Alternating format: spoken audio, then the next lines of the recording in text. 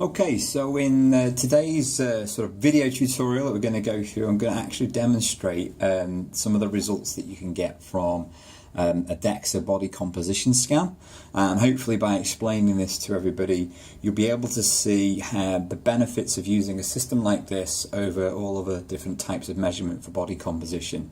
Obviously the completeness of it, the consistency, and so on and so forth. So just going to open up a scan that we've had done in the last few months here at Dexa Health, and I'm going to talk you through the report that we get. The scans themselves take about 6 minutes to do, so not long at all. All you've got to do is actually lie still for that period of time. There's no pre-test protocols, etc., etc., and because the scanner is not particularly sensitive to things like fluid retention, there's not much in the way required in terms of considerations before you get on and have your scan. So first and foremost, you've got over here, as you can see, two different images that have been created by using dual energy X-ray.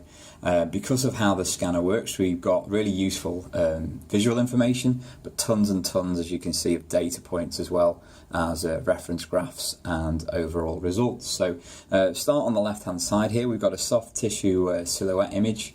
We've got yellow lines you can see that dissect the body. They just create these regions of interest here, and the first column at the table. The pink boxes, they just create the android and the gynoid area, which I'll come on to in a second. With the composition image, what you can see is different colours indicating different material, obviously white being bone. The dark blue that you see in this particular gentleman is lean, very lean area, 0% fat in fact, and you might find it a little bit difficult to see, but you could probably just pick out the little speckles of turquoise in the abdominal area, a little bit on the tops of the shoulders and then on the hips. That just indicates that there's a little bit more body fat in those particular areas, and depending on the colour can be anything from 20% body fat to up to 100% if it's actually red as well. So we visually get to see exactly where the body fat's being held, and also where the lean mass is most predominant. So very lean gentleman, as I'm sure you can work out from the image. What the scanner does, which is very, very clever, it weighs each area through analysis and says, okay, this bit I believe is fat, lean and bone. It adds it all up, it gives you a total body weight, which we tend to find is very, very similar, if not exactly the same as we get from the scales. We also get some sort of sub-weights in there as well. Because the scanner is very clever, it can ignore fluid. We can tell to see the difference between your overall weight, including all fluid, and the total here of tissue, 79, so that's different from the 82, and then the total without the head as well is 75. So you start to get a feel for just how much your weight can actually fluctuate on a regular basis, and I'm sure you see that in the scales, which is why something like this is a far more efficient way and reassuring way of measuring the impact of your training and your nutrition. So on this particular gentleman, a very low body fat percentage of 9.9%.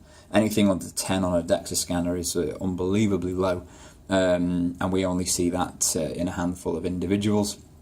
What we then get is a reference point here. So what would be the norm? Well, that would be this blue line. This particular individual is all the way down here, which is in the top of the lean category, roughly the top 10% that you would find in the population, which is great. We also know he's 86% lean and around 3.8% bone. The bone percentage might seem a little low, but that's because it's a dry bone score, and bone mineral in itself, although it covers a large area, is actually very, very light. As you can see from the bottom here, this total just 3.1 kilograms of bone in this particular individual's whole body. So you can see why it works out such a low percentage. But everything else looks fantastic. We can look at things like fat distribution as well. So a real advantage, body fat percentage overall is important. Total amount of fat is important, but most important from a health point of view is the distribution. We have 3 different reference points that can indicate that: your android to gynoid ratio, your trunk to leg ratio, and your trunk to limb ratio. We would like ideally all of those to be lower than 1, which in this individual they are. If, however, we find people where this is not the case, for example, if your android to gynoid area, so this area versus this area, is significantly higher than 1, and that was actually the case for a good number of years, 10 years plus, we know from the evidence that actually you really are at risk of, or greater risk of things like type 2 diabetes, coronary heart disease, etc. etc. So it's a very good way of assessing overall health as well as everything else.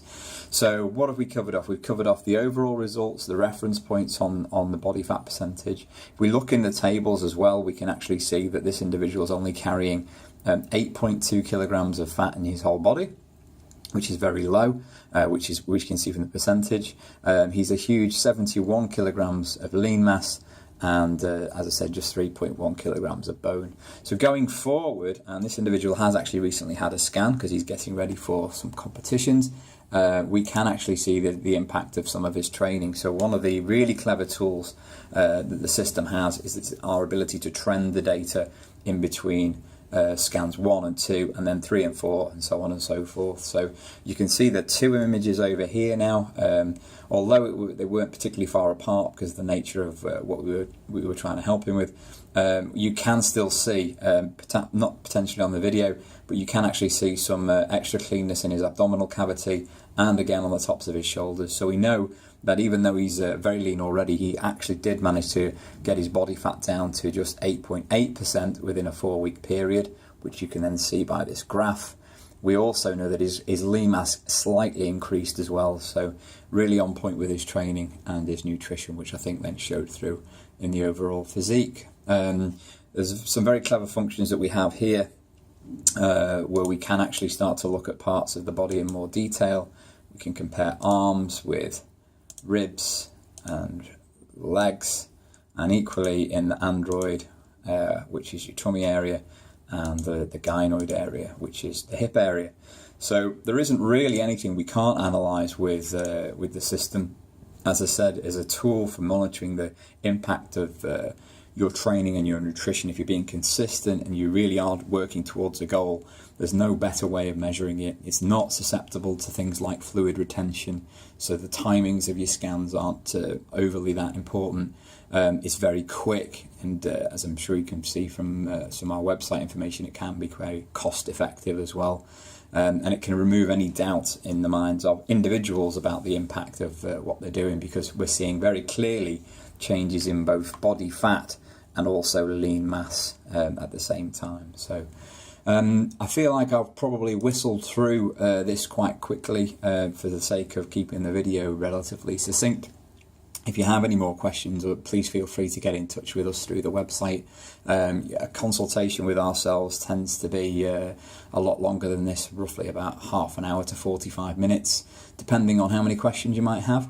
And as I say, check out the website for more information, and hopefully we'll see you guys very, very soon.